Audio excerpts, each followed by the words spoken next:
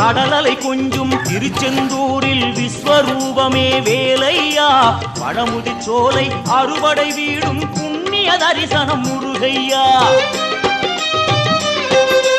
திருநீர் அணிந்து வரும் போது நெஞ்சில் நிம்மதி பிறக்குது கந்தையா சுகனே சிவனார் மகனே உன்னை பாட பாட சுகமாகுதையா வேல் முருகா அரோகரா அரோகரா வேல் முருகா